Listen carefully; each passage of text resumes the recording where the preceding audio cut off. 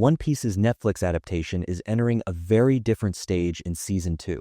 This season isn't just about new islands, new enemies, and new fights. It's also bringing a much more mature Grand Line atmosphere filled with political tension, darker themes, and emotional backstories. And in my opinion, there are 3 characters that best represent this tonal shift. In this video, we're going to talk about who these characters are, their place in the One Piece universe, how their powers work, and how Netflix should adapt them. It wouldn't be accurate to say least favorite, but let's start from the one I have the least emotional connection to and move toward the strongest. But before we start, I have to say this. You guys are my Straw Hat crew.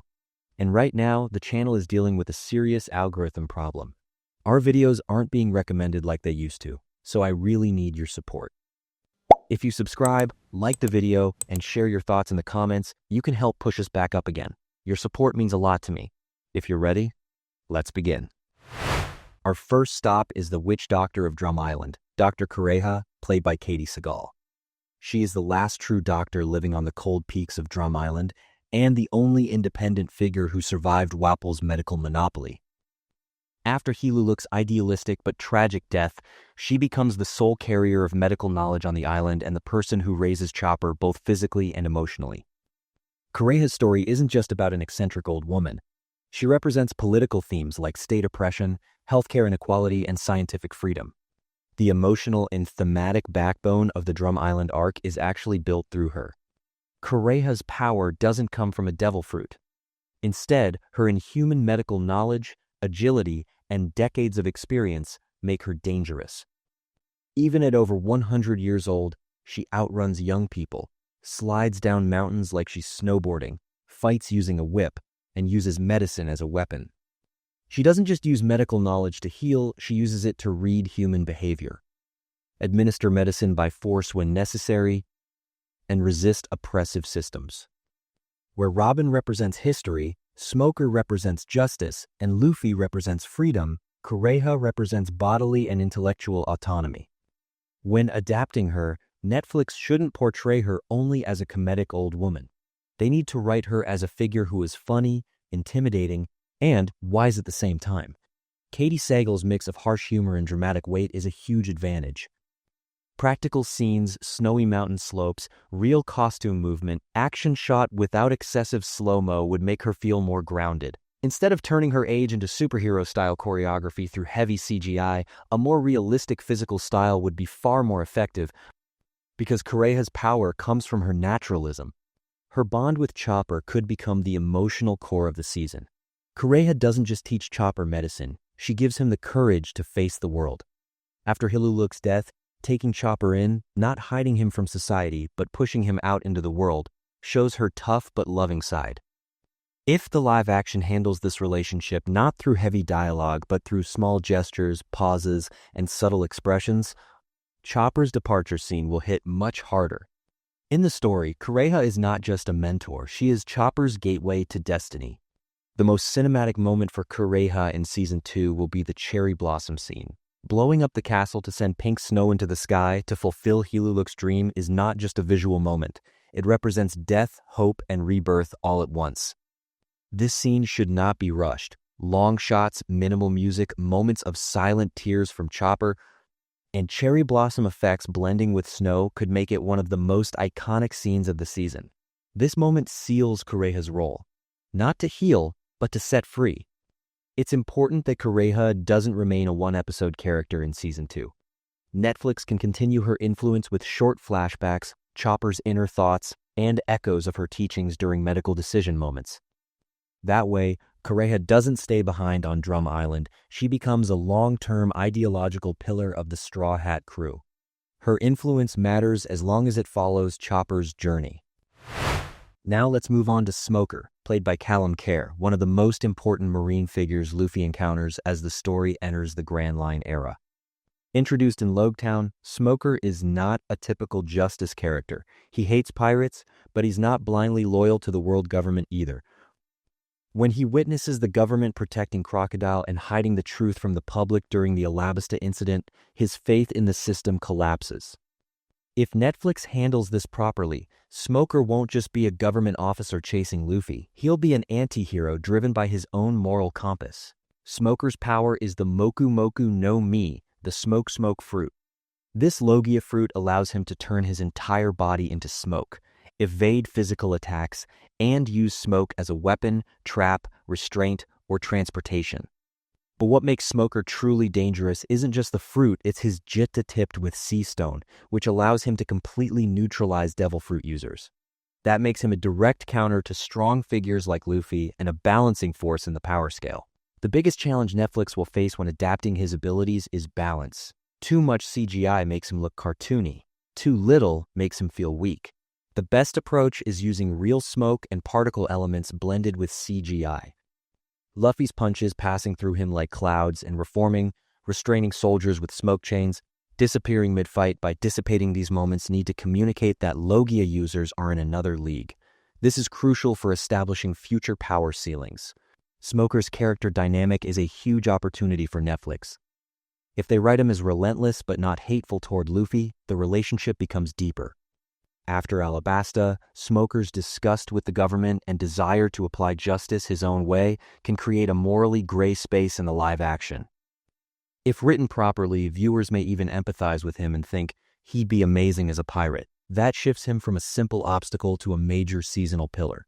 Smoker's relationships also add depth to the story. His mentor-student bond with Tashigi reveals idealism beneath his harsh exterior. Netflix should portray this through subtle dialogue and micro-expressions, not melodrama. With Luffy, there should be a mix of respect, frustration, and obsession.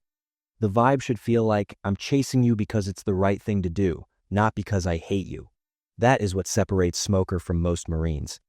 Smoker could become the cornerstone of Season 2's power dynamics. He elevates the Pirates versus Marines theme from childish to political and ideological.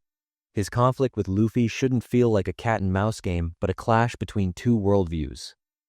If Netflix handles this properly, Smoker becomes not just an action figure, but the moral compass of the season, which also strengthens his relevance later in Punk Hazard, Virgo, and eventually Fujitora arcs.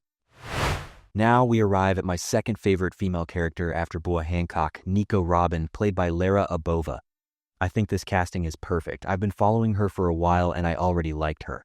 Nico Robin is one of the most complex and tragic characters in the Grand Line. A survivalist who constantly switches sides, uses knowledge as her power, and is seen as a threat by both the government and the pirate world. As a child, her entire island Ohara was destroyed by a buster call because the scholars researched the Void Century and Robin was the only survivor. This trauma turned her into both a nameless fugitive and someone seeking the real truth of the world. Her story is built on themes of loneliness, knowledge, and state violence. That's why Netflix must portray her not just as a cool femme fatale, but as a deeply emotional figure with a heavy past. Robin's power is the Hana no Mi, which allows her to replicate parts of her body on nearby surfaces. Breaking bones by sprouting arms on enemies, creating ears and eyes for espionage, or forming massive limbs, her power is both frightening and strategic. She isn't a brute force fighter. Her power is based on traps, information, and control. Netflix should adapt her ability with a blend of body horror and elegant choreography rather than comedic exaggeration. Hands slowly blooming across a table, arms forming along a wall, or a close-up clutch scene could capture her intimidation. Her presence early in the season as part of Baroque Works has huge tonal potential. As Crocodile's right hand, she should be portrayed as calm, calculating, knowledgeable, and manipulative, not simply his subordinate, but a conscious partner. Strong dialogue, slow camera movements, cold humor, and controlled gestures should define her entrance. While viewers try to understand whether she's evil, they should also be fed hints of her tragic past.